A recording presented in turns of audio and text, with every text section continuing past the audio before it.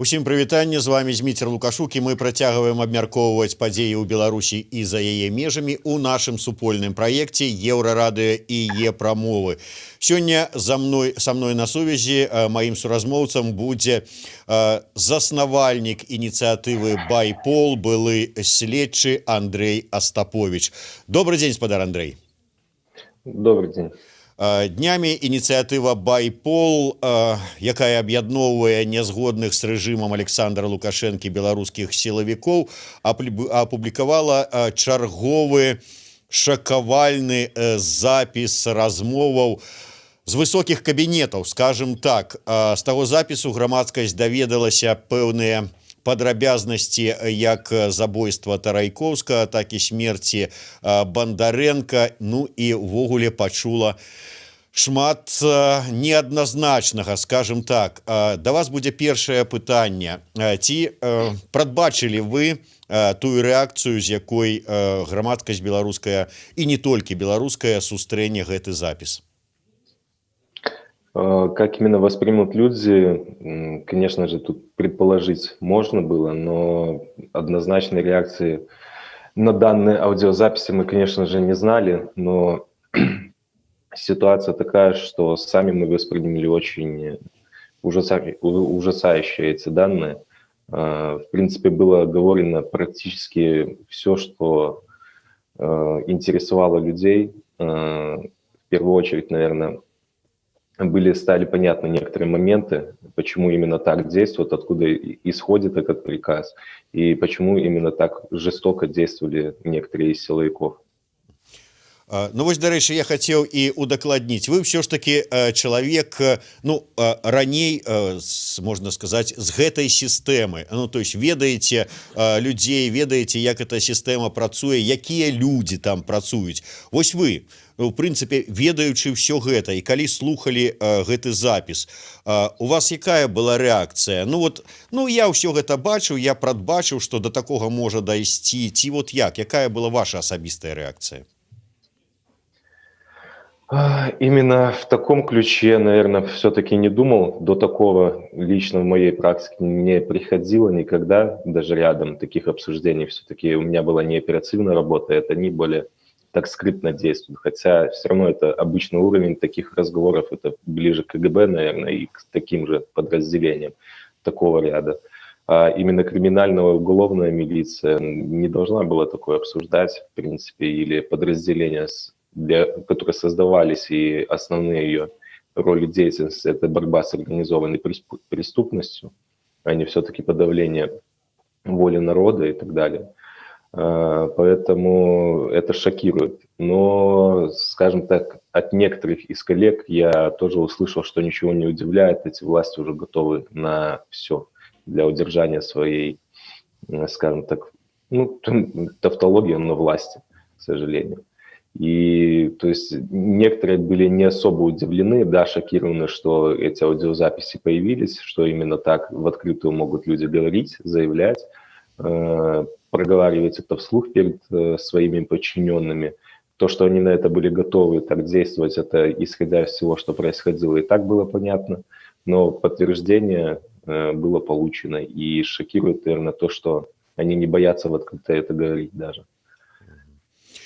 Ну да, вось менавіта гэты момант, што вот як вы сказалі, улада гатовая на ўсё, каб утрымацца, утрымаць гэтую уладу людзі гатовыя, але вось сілавыя структуры, наколькі яны гатовыя ўсё ж таки падпарадкоўвацца такім загадам і ісці на ўсё, каб дапамагчы утрымаць этую уладу. Ўсё ж таки, ну, людзі гонару, ўсё ж такі пагоны выхоўвалі людзей, ну, з пэўнымі такімі пачуццямі, што яны абаронцы людзей, гэтак далей, і раптам вот такое. Я, наверное, может, даже попрошу наших граждан не судить по руководящим должностям именно всю систему и по исполнителям, кто все-таки согласился эти приказы исполнять. Это все равно определенный процент, и всех под это судить нельзя. Мы одновременно с публикацией этих аудиозаписи призвали тех, кто не согласен с происходящим. Это не только сотрудников касается, но и гражданских лиц, обращаться к нам для, скажем так, ну, получили аудиозапись, что сделать, когда у них по этой аудиозаписи идут конкретные планы, чтобы не допустить исполнения этих планов. У нас эти планы имеются, мы попросили людей активных к сопротивлению, скажем так, потому что по-другому тут уже ничего не скажешь. Они в своей аудиозаписях, в своих разговорах с подчиненными просто и заявляют о военных действиях. И можно судить даже так в отношении людей. Мы попросили обратиться к нам. Обращений было очень много, все выходные разгребали эти обращения. Поэтому реакция однозначно в том, что многие не согласны с происходящим и готовы сопротивляться этой власти, и в том числе и действующих сотрудников. Наверное, по данному поводу я могу сказать только это. Более подробно, к сожалению, не имею возможности рассказать, что и как происходит. Но люди не желают осуществления этих планов и не желают такой судьбы для нашего народа и для нашей страны.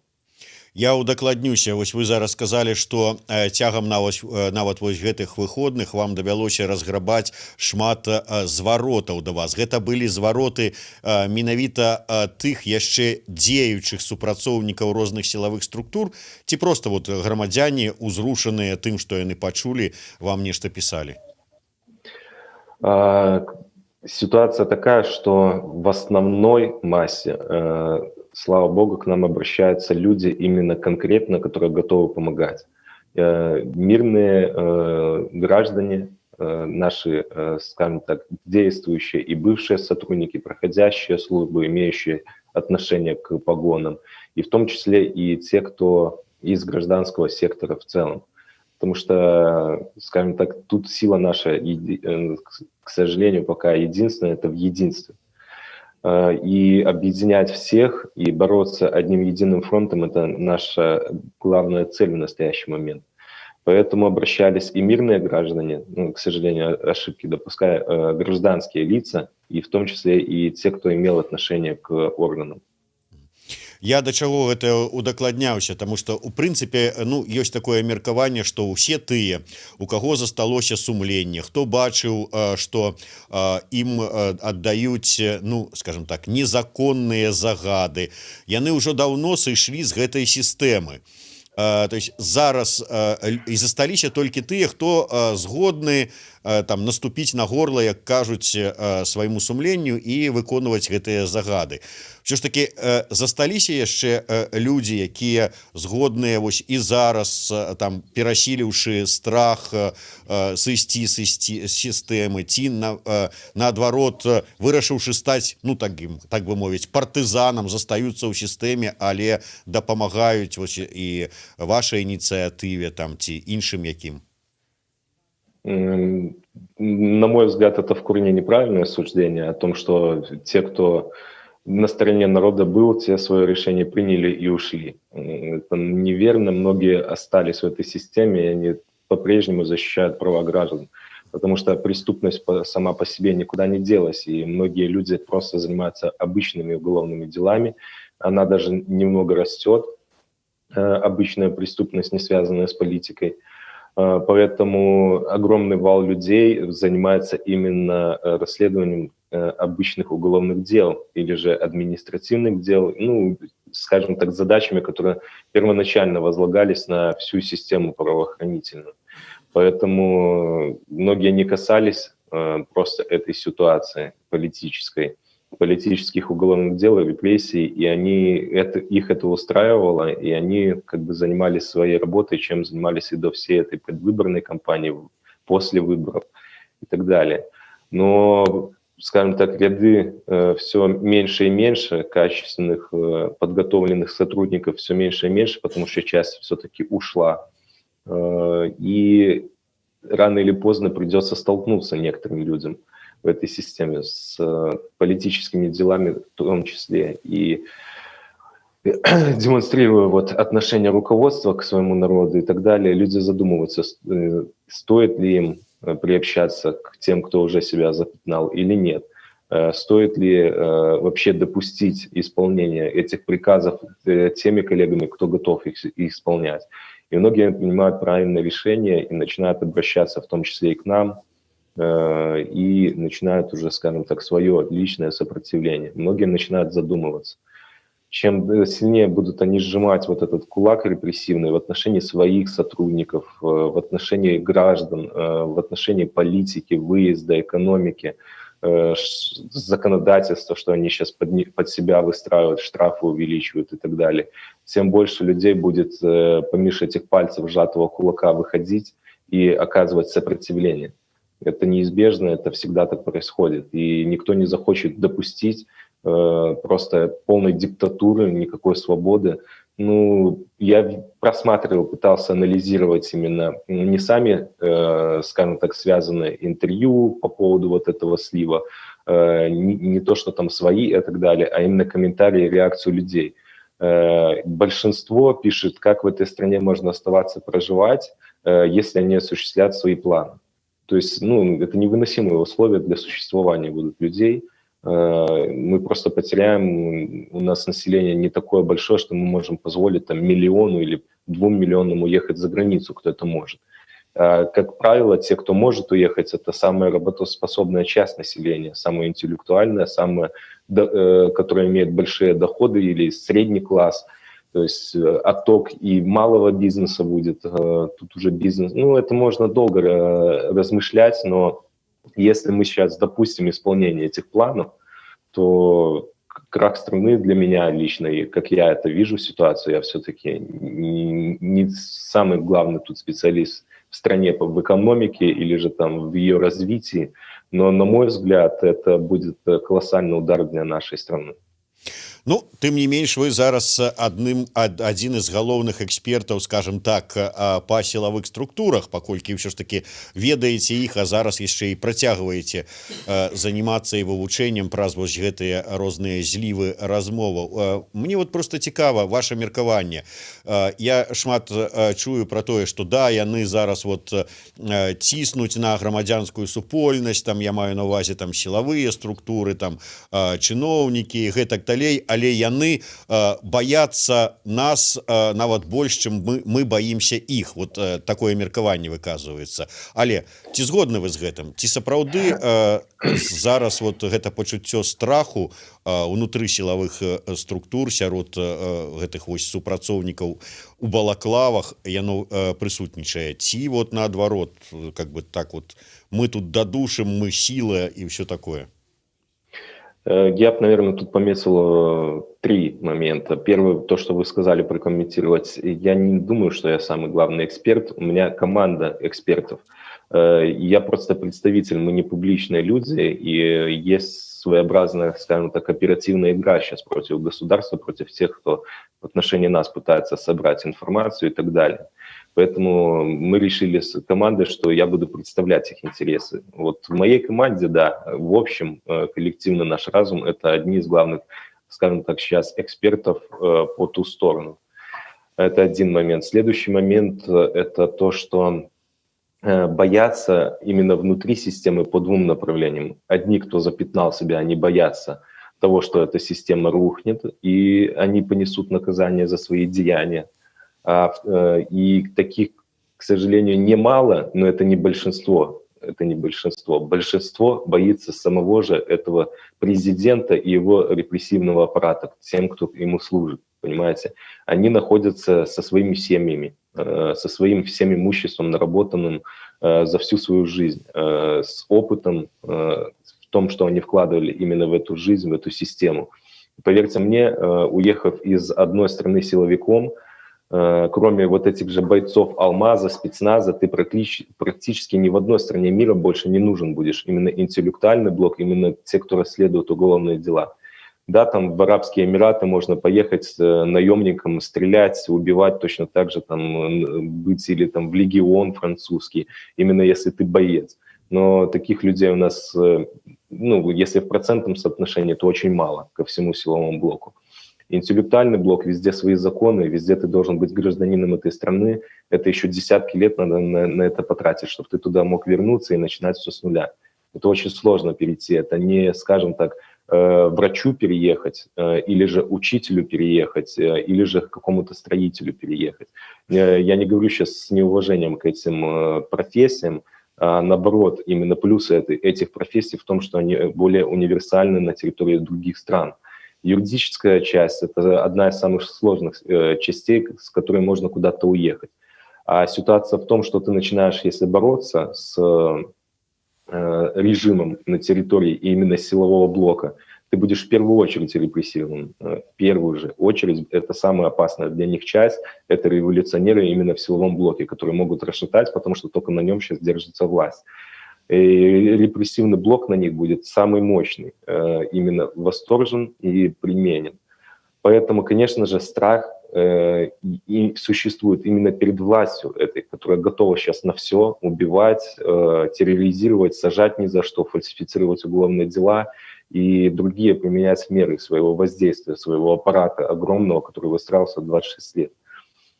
Это один момент. Второй момент страха в том, что ты все потеряешь, и люди, чем дольше в этой системе работают, тем сильнее привыкают вот именно к стабильности. Там небольшие доходы, но они стабильные. Стабильно каждый раз тебе зарплата выплачивается, стабильно ты имеешь хоть какое-то медицинское страхование.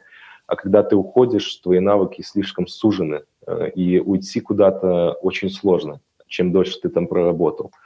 Поэтому тут наверное, три основных страха. Это те, кто за себя запятнал, это, конечно же, у них присутствует страх смены власти. Те, кто себя не запятнал, и это большинство, на мой взгляд, это именно страх потери стабильности и что делать дальше, чем жить, чем зарабатывать, обеспечивать свою семью. Ну и самое основное – это страх перед этим аппаратом, потому что там люди не глупые, они понимают, что как сотрудника тебя преследовать будут, и меры к тебе будут приняты намного более жесткие. Вот такая ситуация. Давайте вернемся до гэтага апошняга запісу, які быў вашай ініцыятывай апублікаваны. Скажите, ўсё ж таки вот часам здараецца, что ну вот послухаешь и думаешь, ну не можа такога быць. Можа быть, это вот кто-то придумаў, вот, ну вот вырашылі так неразумна пажартаваць там ці яшчэ што.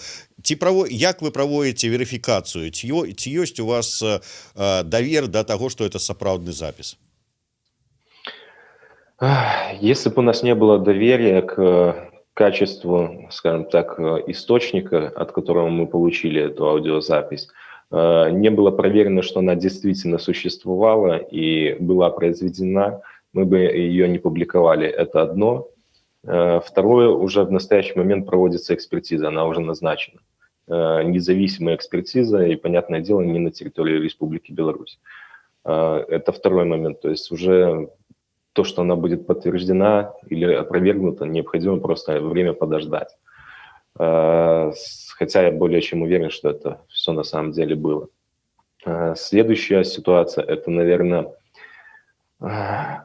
по реакции, некоторые моменты все-таки не могу рассказывать, поэтому на этом остановимся. Ну, я так разумею, я не ведаю, калі я там задам нейкае пытанне, скажем так, на якое лепей не адказваць, то так просто і скажыце, але мне падаецца, што вот калі такая нарада адбываецца і запіс такой нарады, там жа абмежаваная колькасць людзей, вот наколькі пад пагрозай можа быць чалавек, які гэты запіс зрабіў, ці гэта нейкі там, я не ведаю, жучок пастаўлены якімі-небудзь ЦРУ альбо ФСБ там ці яшчэ кім-небудзь, і запіс увогуле как бы ідзе са знешніх нейкіх крыніцаў. Ну и, наверное, скажу тут два момента. О том, что эта аудиозапись существовала, мы знали уже давно, наверное, чуть ли не сразу после того, как она была сделана. Следующие моменты шли, это именно обеспечение безопасности перед тем, как мы будем что-то публиковать. Я более чем достаточно сказал. Ну так. Моманты яшчэ, зразумела, што шмат зразумелага стала з гэтага запісу і датычна там забойства Тарайкоўскага і Бандарэнкі. Як вы думаеце, вот ці падштурхне ці не падштурхне вот тое што гэты запіс зроблены агучаны, што вот такія прагучалі словы, ну, я не ведаю, там ваших калег са следчага камітэта ўсё ж таки неяк даць гэтай справе расследаванню штуршок. Здесь есть очень, наверное, в этой аудиозаписи важный момент, самый основной, на мой взгляд. То, что в отношении людей применять силу, ну, это есть такая поговорка «моя хата с краю», да? Большинство моментов, которые проговариваются именно в этой, скажем так, аудиозаписи, это можно все-таки отнести, что моя хата с краю. То есть убили кого-то, ну, это меня не касается, я вот лично на митинг не пойду, меня не коснется. Применять оружие, я тоже на митинг не пойду, меня не коснется. Но самый основной момент – это готовность властей создавать концлагеря. Грубо говоря, да, они там называют их по-другому, введение новых баз, создание этих новых баз, уже они ведутся, они уже созданы. И именно по репрессиям, это уже коснется каждого. То есть зажимается именно все население страны к тому, чтобы оно было покорно. И вот этот посыл, он самый основной в этой аудиозаписи. То есть это коснется каждого, кто живет на территории Республики Беларусь, даже иностранных граждан и так далее. Поэтому тут кто способен воспринять правильно эти слова, проанализировать и сделать какие-то выводы, он должен понять, что в первую очередь это уже не моя хата с краю. Здесь реально меня конкретно это коснется каждого гражданина Республики Беларусь. И будут последствия именно от создания таких, скажем так, учреждений из мирового сообщества. Мы уже становимся изгоями, и были мы не особо на политической арене активны. Но создание таких условий для своего населения, и если удастся удержать власть Лукашенко, сделает из нас страну изгоев полностью. То есть там ограниченное количество стран с нами будет контактировать, и все и так понимают, какие это страны. И здесь колоссальные, именно поэтому я говорил, для меня, на мой взгляд, это будут колоссальные потери и экономические, и человеческого ресурса, которые люди будут не согласны с этим и уедут. Здесь каждый может, кто готов это проанализировать и воспринять, сделать для себя вывод, готов ли он допустить это, исполнение этих планов, или же нет. И, на мой взгляд, если мои коллеги со Следственного комитета видят теперь меня или эту аудиозапись слышали, они именно те люди, которые могут проанализировать поступившую информацию и понять, что коснется рано или поздно всех. И сделать правильные выводы. На это, скажем так, была и большая надежда при публиковании этой аудиозаписи. Ну, тут фактычна вы вот сказали про тое, што ў нас жа шмат гаворкі было про тое, што ну спорт па-за палітыкай, поэтому спортсменам не варта тут палітыкай цікавіцца, і там культура па-за палітыкай, таму там спевакі, выканаўцы, там мастакі, не лезьце ў палітыку, это не ваша. Ну, увогуле і простым людзям. І атрымліваецца, ну вот вы казалі про калег там следчых, якія займаюцца, да, змагаюцца з крыміналам, расследуюць розныя крымінальныя злачынствы і кажуць, гэта мяне не тычыцца, я палітычнымі справамі не займаюся, але вот ці можна ім спадзявацца, што так яны, палітыка іх і абыдзе бокам, што яны змогуць застацца па-за палітыкай? Ну, смотрите, какая ситуация. Наверное, в первую очередь можно начать с того, что тот, кто не интересуется политикой, тем заинтересуется политика сама. Я как-то давно слышал это высказывание, при этом сам особо ей никогда не интересовался. И как ни повернулось, я очень хорошо запомнил это высказывание, и точнее его вспомнил, когда она меня все-таки коснулась. Это не обязательно, что ты сам будешь именно непосредственно принимать решения в каких-то политических именно веяниях, взглядах. А ситуация именно в том, что косвенно тебя всегда это будет касаться. Сотрудники Следственного комитета по городу Минску, как и я в том числе, допустим, приблизительно, скажем так, должны были строиться в 2020 году. Я эту стройку ждал все время работы, оставался, скажем так, на работе, продлял контракт. Я извиняюсь, секунду.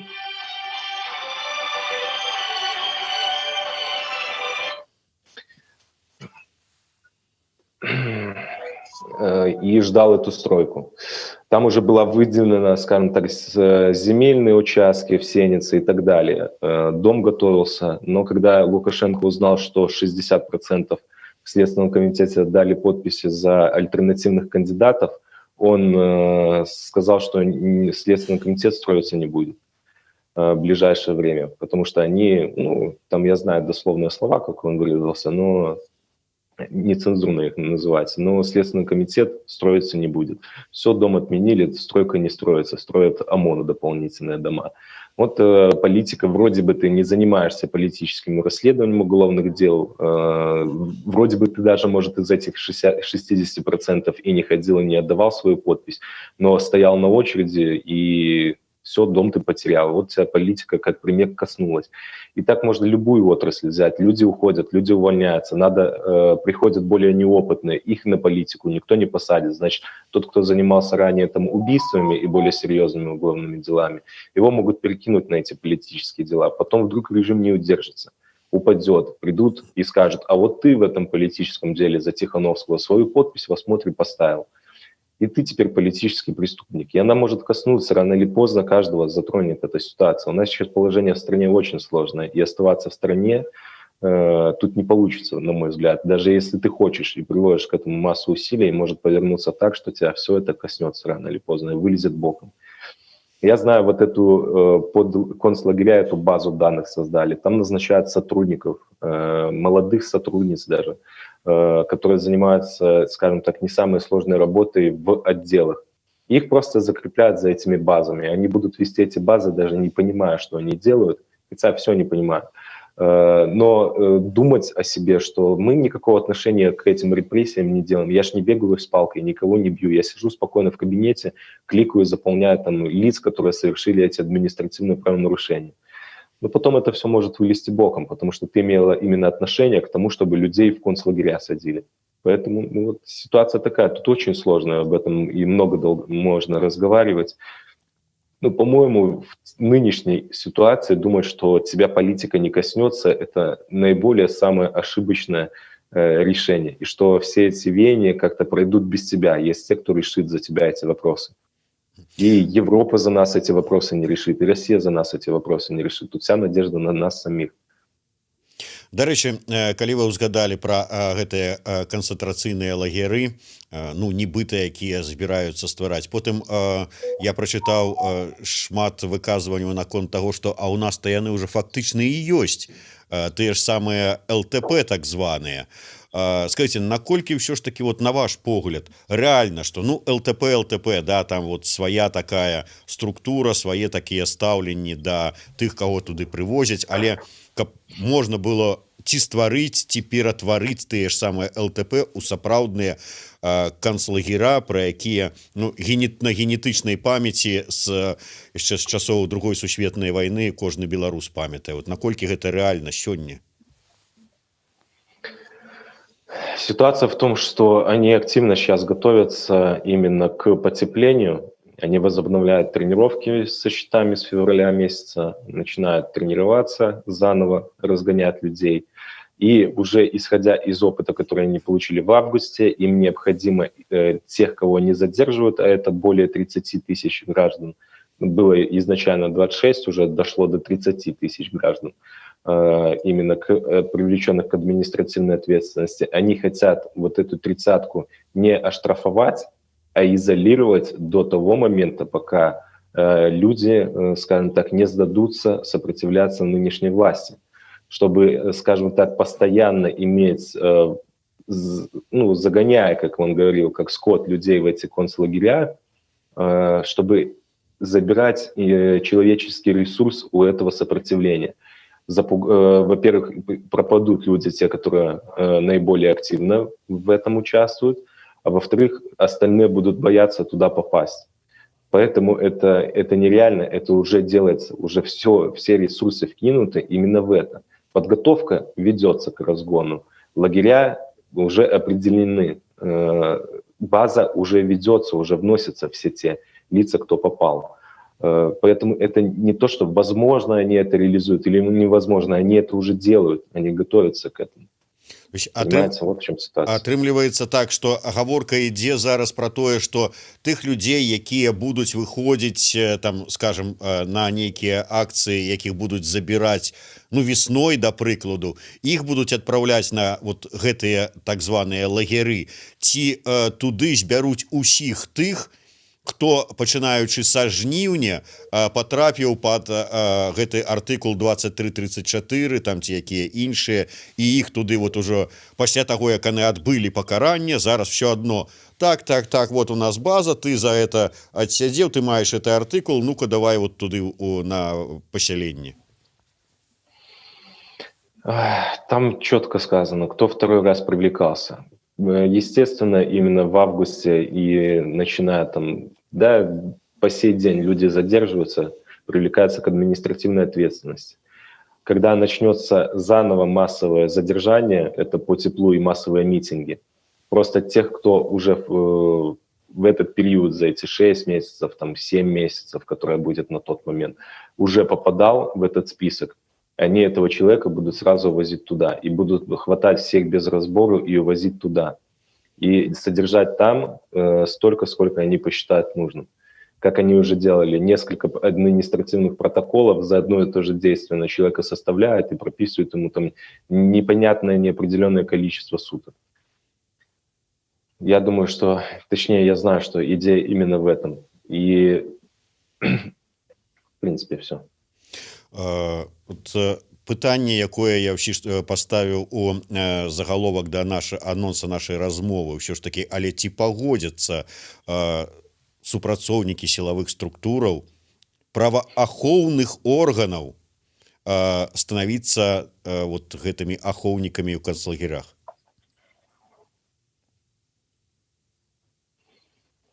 Вот этот вопрос уже более интересный, насколько именно они смогут укомплектовать личный состав по охране этих лагерей, где они этих людей возьмут и готовы ли будут люди, скажем так, там исполнять эти приказы.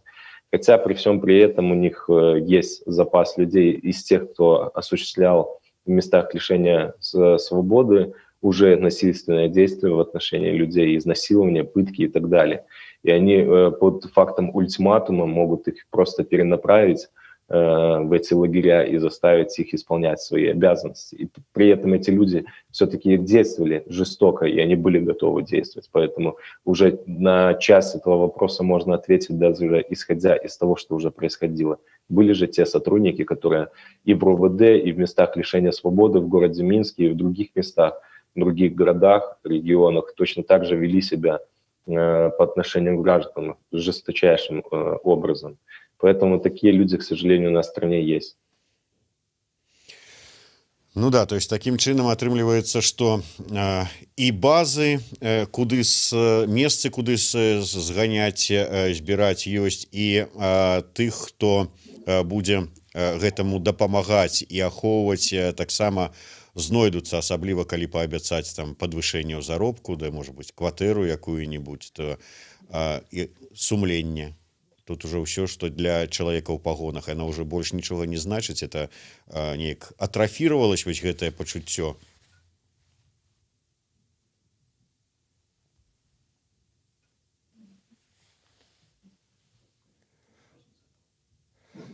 Там. Я зразумеў вас. Дзякуй вялікі, спадар Андрэй. Я спадзяюся, што гэта быў, ну, хаця вельмі не хочацца яшчэ больш якіх-небудзь жорсткіх запісаў і выкрыццёў пачуць, але, можа быць, зробіць які-небудзь анонс ці чакаць чаго-небудзь яшчэ такога больш выкрывальнага і шакуючага. Ситуация в том, что мы сейчас очень сильно загружены, и, скажем так, на нас возлагают и большие надежды, и много работы очень. Поэтому анонсировать я, наверное, не готов что-либо, потому что мы не знаем, как мы успеем тот или иной проект закончить вовремя. Поэтому анонсы для нас очень сложная тема в качестве, что вы сказали, что будет что-либо, а вовремя не успели сделать. Мы таких ошибок не хотим допускать.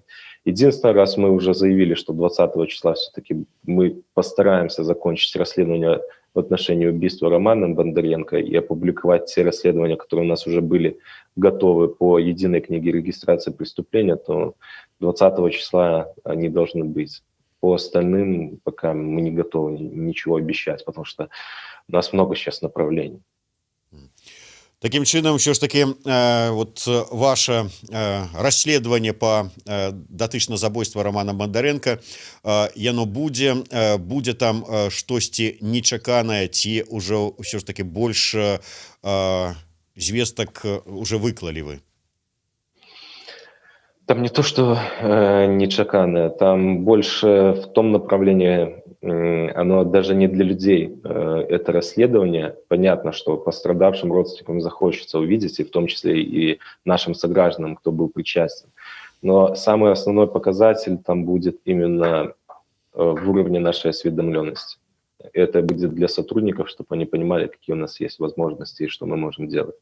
Тогда они поймут, что вся их деятельность, маски ты без маски и так далее, очень легко, с учетом того, что мы находимся не на территории Республики Беларусь, якобы не имеем доступа к каким-либо базам данных и так далее. То есть наши якобы действия должны быть очень сильно ограничены, но мы продемонстрируем, что мы можем на самом деле. Вот больше там именно, если потом изучать наше расследование, то надо заострять внимание именно на это. Зразумела. Дзякуй вялікім. Я нагадаю, што з намі на сувязі быў заснавальнік ініцыятывы «Байпол» Андрэй Астаповіч. З вами працаваў Зміцер Лукашук. Это быў сумесны стрым Еўрарадыё і Е-прамовы. Дзякуй вялікім. Да сустрэчы.